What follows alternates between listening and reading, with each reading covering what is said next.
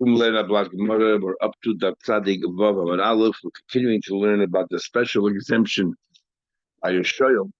If the owner of the animal is already working for you, doesn't matter for what purpose, you borrowed him or you hired him, or even it's in tandem, it's potter. It's like you never became a shaman in the first place. And we discussed the same thing applies to the other shaman as well. And we had a discussion, an argument. What about pshia? If you were negligent, but the guy is working for you, is it potter or not potter? So now we're taking a series of questions. We have a number of places of Shas where Rambam has all of these chakiras. So Boy Rambam is about 20 lines from the top of the page. The last of the line is Rami. Boy Rami Bachama. Rambam asked the question. What about Charlotte? You borrowed the animal, L'Rava. You borrowed the animal not in order to work for you, but actually you wanted to commit bestiality with this animal. So Mao, are you chayiv for oinsin or not? We said before that the reason why a shoyl pays for everything is because kol hana shaloi, all the benefit is his. What about this case? Say you're not working with animal. Do we say kedeshayli inchi beinin that generally when do we say it's considered borrowing? Only if you borrow like a normal way.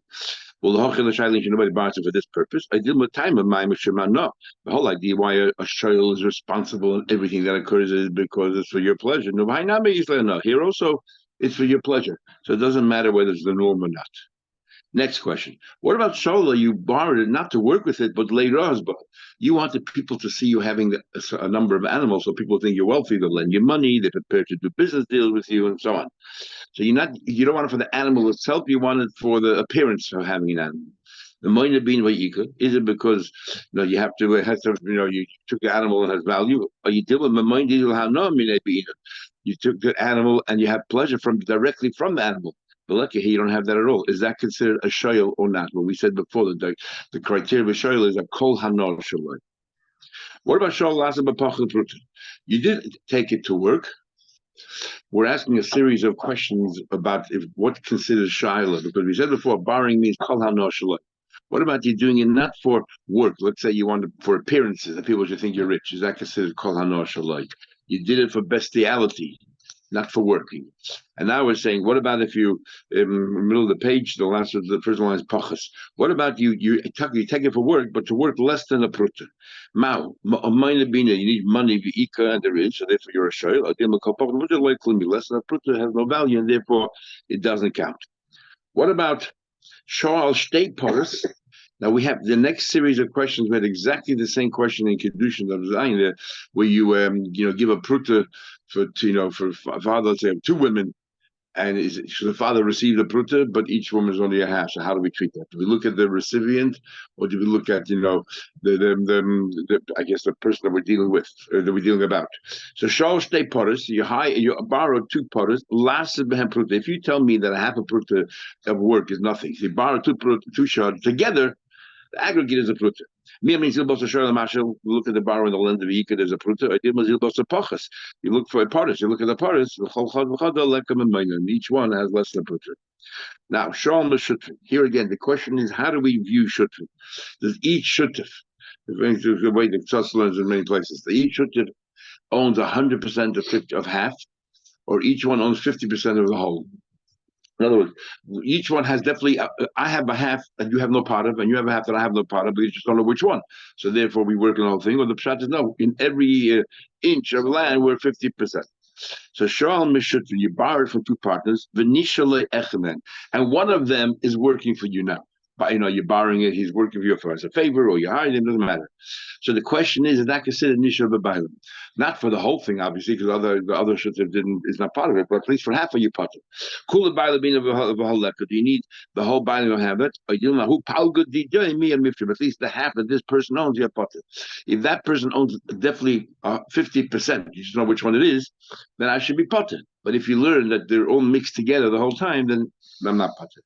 The other way around. Shutfin Shol, that was talking about the mashal. Now we ask the same question regarding the borrower. Shutfin Shol, and let's say Shutfin that borrowed, and one of them now has the owner of the animal working for them. Mao, Kula Shirley being Maleka, you need the entire Shirley, you don't have that for the son, there's no exemption here. I didn't know, but he piled the Shirley, to think that he borrowed, he same idea, he's Potter. Shalma Isha, now a woman, when she gets married, all her estate becomes Nichse Malay, the pluck. The husband takes over the Kenyan Paytas, he takes over the use of it, and he works for it, and he has Kenyan Paytas. So the question is, Shal Meisha, you borrowed from a woman, Venishal Baila, but the husband is not working for you. Now, how exactly it means borrowing from a woman? Because the woman has no right to lend her things while she's married, because the husband is the one who's taking over. He has the pay the use of it, and she can't lend.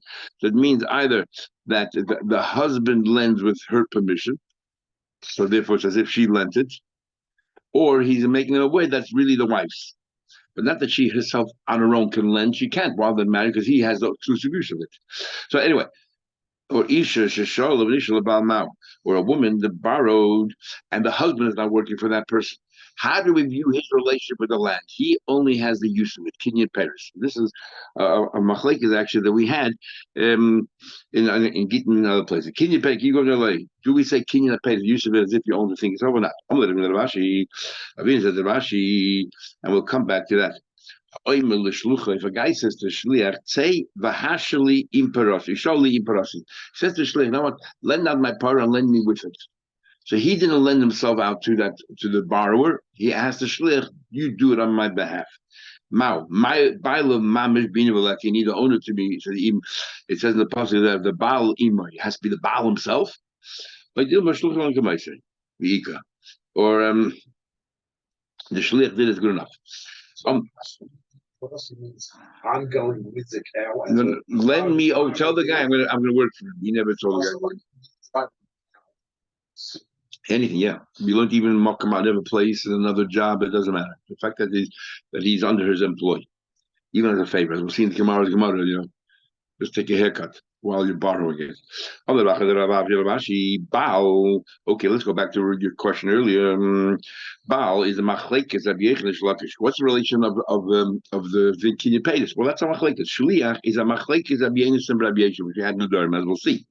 Baal is a machlekes of Yechonish so that the Paytas, somebody sold his field to his friend just for the use of it. Rabbi Yechon says maybe the Kodah. When it comes to Bikudim, you can say the land that you gave me because Kenyan Paytas is as if I own the goof. And the Shlaka said no, maybe you have to bring because Bikudim for the fruits, but the ain't a Kodah.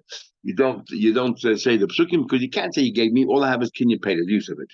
Now maybe Kenyan Paytas Kenyan goof on me. The use is as if you haven't seen it itself. Maybe ain't a Kodah. Kenyan Paytas lafti good on me. Shliach, the question of the Shliach is whether it's as if the Baal himself involved or not. Is a machlekes of Rabbi Yenis and Rabbi Yeshua. Tanya, we learn the patrufas. The guy said that patrufas call the daughter to Ishi the deadest. I'm going on an overseas trip. A husband has a right to know his wife's daughter within 24 hours. Any net that my wife makes, I want you to annul on my behalf. We can't actually have more complaint till I come return. Hopefully, hopefully, I want you to annul it. Hopefully, he did it. Yochol yima farim. Does that work? I believe it. Isha yikimenu ve'isha yiferenu ve'isha. Has to be the husband. In other words, you don't say shlich from kamaisa. And Rabbi Yenis says matzina b'chamok shlich kamaisa. It says already asked. Well, they're not arguing in shlichus here. Everyone holds shlich from kamaisa. They're arguing maybe you have a special pasuk. Not why? Because you have a special pasuk. Isha yikimenu, Isha yifirenu. So that cancels the shlichus. Yes, it's exactly unique. So what's he comparing that to over here? So he says here also we have a pasuk. It says bailov twice. There the word says twice Isha. It stresses the husband. Because bailov also in bailov yimai and in bailov einimai. Because it says bailov twice, it's the same idea. But the way Tosha understood, everyone agrees. Who argues that principle certain commandments? Which is a little bit difficult with the next few lines of the Gemara. If a guy says to his Eved, say he's Charlie Parasi, guy says to his Eved the same thing, not to a Shliach, a stranger, but to his Eved that he owns. Yad Eved Kid Yad Rabba, he owns it. Now, it'll be a question according to what it says. That clearly in the Gemara here, there is such an opinion that Shliach Shal Adam ain't a Kamaisi. Who is that opinion? No one knows. Because nowhere, unless the Gemara is saying there's a possibility to understand Rabbi Yeshua, not the way we understand Rabbi Yeshua that it's a special din in the Torah. Maybe he uses that pasuk in the Torah and teacher Kol Kula that Shliach Shalom not Kamaisa. Because the Gemara clearly says it. There's a Manda Amar out there somewhere who does not believe in the principle of Shliach Shalom Kamaisa. Who is that Manda Amar? Nowhere in Shas did we ever have. No one has, exactly. No one has. If you have a match, is always asking that the Raya should bring it not strong enough. But no one argues. We have a number of times. Call it Kulish was going to my side. Call it was going to my side. And put over here. So the only, not that it's when you're trying to say that, the Chayim will ask, who is it? Maybe it's Rabbi Yisha. And they don't learn the mandama, they're not the Pshad Isha, but we learn from there. Call it Kula. That takes the question falls off. Why the Gemara is comparing it to our case here? Because he doesn't hold Sudan to Moshe. The Gemara says, "Hani." Well, ask the both. Hani milish. Sheikh Kamano. So the Gemara says, "Hani maybe Shliach bar mitzvah, Shliach was shayrik to mitzvah. I will ever the bar mitzvah like." Now, what exactly does it mean bar mitzvah over here? So Rashi says, "I say here that he cannot, that he's not shayrik to the whole union of It has to be similar to the Shliach Gamatim, and he's not shaykh to the whole union of Shoyel Masha. He doesn't own anything. How can he borrow? Doesn't own anything. How can he lend? Therefore, not shaykh. Very difficult to understand. Then what does it do with bar mitzvah? What's the relevance of that? We have a thing. Ever cannot be a shliach for gittin because he's not shaykh to gittin. So nothing to do with bar mitzvah. Others say bar mitzvah is that he doesn't have all the mitzvahs, but then that's shred as well because we had the same expression in both Kamenet as well, and they were talking about we would have thought that a woman, if you damage a woman, you're not high because it's not bar mitzvah, could have less mitzvahs than a man. Does anybody say that a woman is not shy to be? So there's no such thing. So what exactly does mean bar mitzvah is difficult? Yeah. Anyway, I will ever what is it? I will ever love Mishnah. Maybe he can't be the shlit. I do my whatever. Yeah, he had rabbi dam. He had ever like he had rabbi, and therefore he's stronger. The relationship with him and his master is more than a shlich. Because I told you that Ashba in Kedushin of Gimel has a whole chakira. How do we understand Yad Eber Yad Rabbi? Is the Eved kind of first and then it passes on from the Eved to the rabbi, or the Eved has no hand? The hand of the Eved is the rabbi, and whatever goes in Eved, Tatzillah went into the rabbi's hand.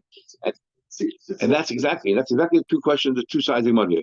Do we say that he's better than a shliach because he goes straight from he has no hand? His yad is the balabas. That's it. So then he's better than a shliach. Or do we say no? That's the other way around. He first his hand and then the balabas. But since he has no hand, he's not shaykh his whole union. Not shaykh to pass on balabas. That's the chakir maybe between these two things here. It makes more sense that it belongs to balabas. Again, another question. What's the relation between a husband and the state of his wife? Shoyel have while they're married and he's taking care of the different assets. Is he considered a borrower and he's responsible for any accident that happened? Let's for example, he works with the behemoths. Remember, by karka, these things we don't learn to see you. Karka starts not but if he works with behemoths, for example, an animal died, is he responsible? Because he he uses the animals for his own things as well. Or is he considered a renter? No, but he's not high for anything. Omar Rava says he was so sharp, he made a mistake. He was so sharp, but he made a mistake in this question. It really makes no difference. Manushach. This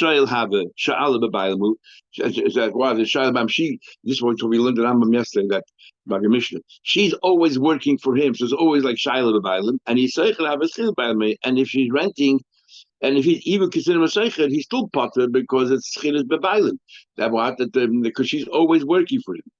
She's always working for him, 24/7. So therefore, it's like bebailim. Remember, we learned yesterday the Magna Mishnah says as Modern Zach that she's always working for him, and he only works for him. He only works for her when he's working for her. By saying even when she's asleep, she's always working for him. This is a question on Bechama. The Agar Mina Potter, what happened is when she was single, he rented a Potter from her, and then the Hadun Nosba, and then he married her. So now, as a Ritva spells out, as if he gave back to her whatever it is that he rented from her, and now she's lending it back to him. Shoyl Hava, is he not lending it back to him? It's a new thing. It doesn't matter. It cancels whatever happened before. It usurps the previous relationship, and now what is it? Shoyl or Zeichel? Is Zeichel Hava, and and why? So now we'll say, even though at the time when you rented in the first place, there was no bailim yet, because she wasn't working for you, she was a single woman, no connection. Now that you're as if you're starting again, if she is now borrowing, then the borrowing changes the relationship. because before you were renting and now you're borrowing. So it cancels the first relationship, and now it's a new relationship, and the new relationship, she's your wife. So therefore, it's as if Shaila Bebailim, and he's potter for all accidents, or everything's potter. Or maybe it's a seicher. Then since it's the same kind of relationship as before, maybe we don't say it's as if gave it back to her and she gave it back to him again. So there's no Sheila B'Bailim. There's no Bailim because you continue whatever you started back then. So I don't understand. The whole word you're telling me here is as if it came back, as if it went back to her and then went back and it goes back to him. Why not communicate if he borrowed it now or if he rented it now? Even if it continues the same thing, but there was a break in between. Since now you get married, the whole thing, the relationship changed, as if you gave it back to her right in the morning of the wedding. And then after the marriage, she gave it back, she rented it up to you again. So who cares if you're doing the same formula of renting? The fact is, it's like a new relationship, and now it's chidish b'baylim. You changed from renting to borrowing. You tell me that changed. And he says, and I'm ever takes his bailim. If even if he rented it, come the new relationship cancels the previous rental. It's like a new rental, and the new rental she is borrowed to you. She's borrowed to you. And Tesha says it doesn't make sense to say that Shayla because you changed before you rented, now you borrow. Maybe that's why it cancels the ownership. But if you're continuing the same way, maybe it doesn't. It doesn't make sense to say that. And everyone wonders, why not? That's what the Gemara thought in the beginning. Unless you learn like the Ritva, that the whole vort is not because you change the formula, because as if you give it back to her and then she gives it to you again, then might not come in if it's renting again or if it's borrowing. The vort is it's like a new arrangement. So what's Ram Cham's question? You know which question was going to Agra? He part of Malma. Before we learn this, if you remember, we learned in Hamafkid, Reuben lent an animal to Shimon. Reuben rented out an animal to Shimon. Shimon's a renter. He's not, and Shimon is not chayv and einzin. He's a renter. And then Shimon, with permission of the owner, lent it to Levi. And then Levi had an accident. So the Chachamim say, well, Shimon swears to Reuben is an accident, and then Levi, who's the shoyel, has to pay Shimon. And Rabbi Yezi says, what? Shimon should make money off someone else's pot? It doesn't make sense. So Rabbi Yezi says that Shimon's out of the picture here. It's Levi has to deal directly with Reuben, the owner of the animal, and Levi has to pay. Almost. But how can you make profit on someone else's baby? That's Rabbi Yezi. Bearing that in mind, this is what happened. The woman rented the animal for somebody else. So she's the Shimon in the story. And then when the husband came in, Rambam Chava's question is, what's the husband's role? If the husband is, let's say, a borrower, so therefore, do we say like, and we'll see in a minute, is he a borrower or is he a renter? Because if he is a borrower, that means he's chayiv and einzin. There's no, and if you learn like Rabbi Yossi that the middle person is out of the equation, then it doesn't matter that she's the wife now. She's no longer she'ila b'bayla because she's not in the picture. So then, if he's a borrower, he owes money to the owner of the animal. But if he's a renter, so there's no bailim here. If you follow Rabbi Yossi, that's what he's saying. Hello, she rented a part of someone. She hired a part of her husband, but then she married the guy. Of course, Rabbanan said that Shalom pays to her, and then let's say the husband is like the bailach, the bailim. She's the one who's lending it to the third party, and she's the violent, and she's lending herself to him. No, she's married to him. It goes back to the original law. The middle person out of the equation. My shoyel have it, so he has to pay. I say have it. There's no violent anymore. That's his question. My response would be Baal loy shoyel have it. He's not a borrower, he's not a renter. He's considered a purchaser from the takana of Usha. But we had this time. Rabbi said that he said that Usha hiskinu. If the woman if she sold nichsim like, if she outlives the husband, no problem, it's a good sale. But what happens if the husband outlives her? Amazing, then she died. Because as if he bought it before they bought it, because he's a lekeach. The big machlek is showing him. So if he's a lekeach, doesn't have any responsibility at all. Whether he's chayv at least a pshir, and machlek is showing him chayv not chayv a pshir. And it would seem maybe it has along the lines of pshir is considered a mazik. When we discussed yesterday, is a mazik or is a pshir? Sorry, but he's giving it back. What's it then if a guy buys something for 30 days? Didn't rent it. I'm buying it for a year. I'm buying it. So I have the right to whatever I want with it. I can fix it. I can do it. It's mine. If you rent something, you have no right to change the paint, the color of the thing. It's not yours. I'm buying it, but I'm buying it for 30 days. So the machlekes is, what are you? You're not a shomer. It says right here, Olekech is not a chayv and einzin. The contract is to buy it, but limited time. Exactly. Very strange. You have that kind of term, you take an essay. It's completely mine. I'm not borrowing it. I'm borrowing it about Yates. Completely mine for the short-term period. Condition that you return. Yeah. So the question is, are you chayv and pshia? You're not chayv and anything else. You're not a borrower. It's not shame. It's yours. But are you chayv and pshia? How do we view pshia? Boy, Rav Chama doesn't let go. We had another few gemaras where Rav Chama has a series of chakiris. Boy, Rav Chama, the native in another place. Baal benichse ishtay. If a husband in the nechasim of his wife, me mal, she yashed in the state, and inside of the state there was money from Hegel, but nobody knew about it. So, so he wanted to know, a husband in the nechasim, was he moil or not? He had no idea. And the Bezdin says that is whatever she owns, he's nichse malay, right? He has use of it, and so on and so forth. Now, difficult is whole. Is it possible to have meal? The whole dinner. Who's responsible? Who's responsible? Now, the whole dinner meal is that you don't. It's a shaygik. If it's amazing, it's a meal. It's a shaygik. Omar of a man lima. Who do you want to hold responsible here? Lima bal. The head of nichel. He's happy to be kind of things mutter, but not things osir. So why should it be chayiv? This whole Gemara is difficult, and Nachrim have a very difficult time understanding because we just learned before that Kinyan paid this, the halacha like is lafke kin haguf. So it's not his. What's the meal here? He was not kind. Didn't take it out of anybody. It's not even the Kinyan paid this. Anyway, so maybe she should be moil because she passed it on to him. The hetay not like this. She thinks she's happy that her estate goes to the husband. She thinks she's happy with this halacha. If you ask any woman that you're happy with the halacha, take all your thing and give it to the husband. No. So why should she be moil? Nimul bezin. Let's hold the bezin responsible. But that's a color that it goes to the husband. They only made takana for good thing, for things which are mutter, not for things which are also. So who should be moil here? Now Taisha says a very interesting thing here. Taisha says the Gemara's question is, who is the main player here? Is the main player in a marriage the husband, because he's the one who says that aggressively? Is the main player the wife because she agrees? So she's actually the main player in every marriage. Or is in this case, is the main player the bezdin because they're the one who made up this halacha that whatever she owns goes to the husband. Interesting thing about marriage. Who's the equal in the marriage? You would have thought they're both equals. But this is in the financial aspects. Yeah. We're only questioning the finances. Taisha says, look at Taisha. Baal b'nisa ishtay. Me amanin baal mal. Shehu oise ikar amaisa. He does the main thing. Shenasa because he married her. And that's the only reason why he's Zeicher. But he didn't do anything to Zeicher. He did the marriage. But the marriage, he's the main player.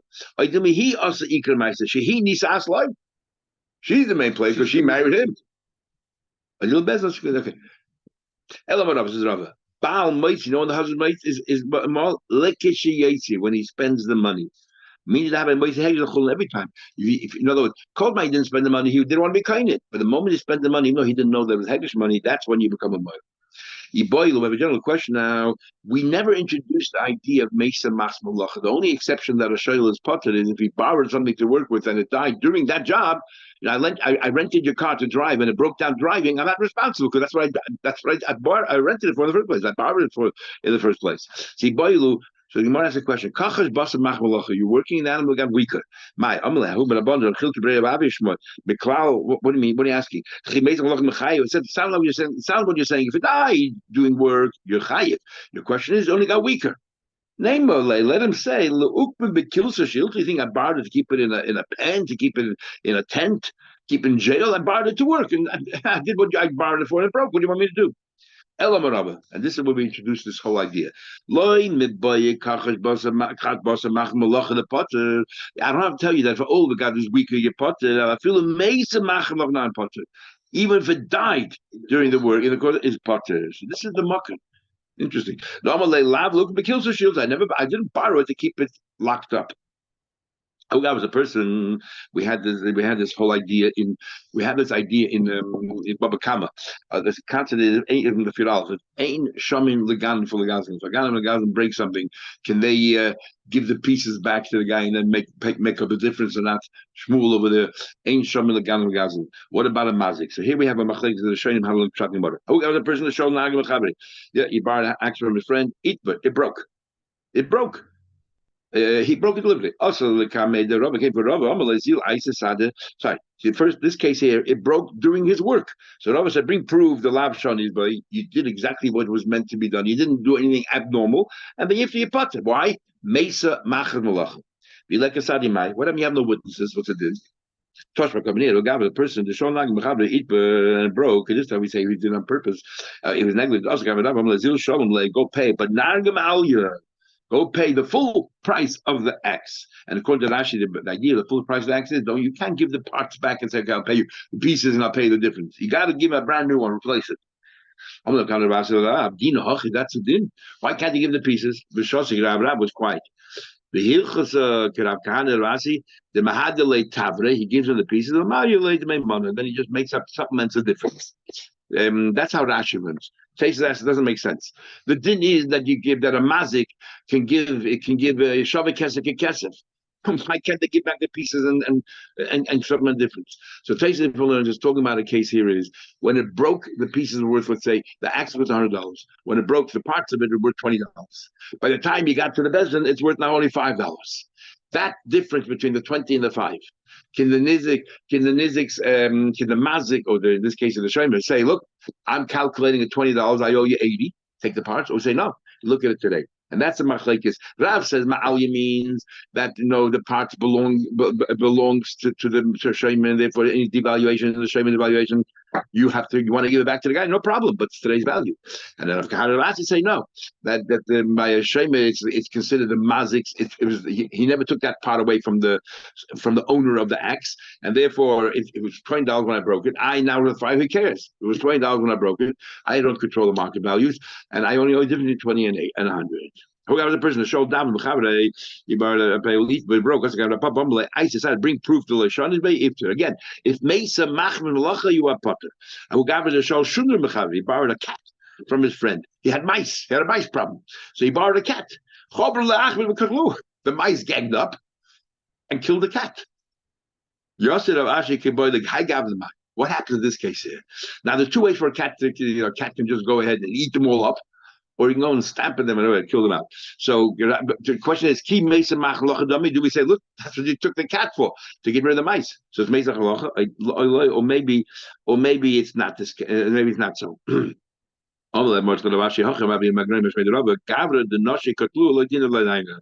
A man that was beaten up by women, it has no case there because he should have been strong enough that he should be able to handle himself. The cat should have been able to kill the mice.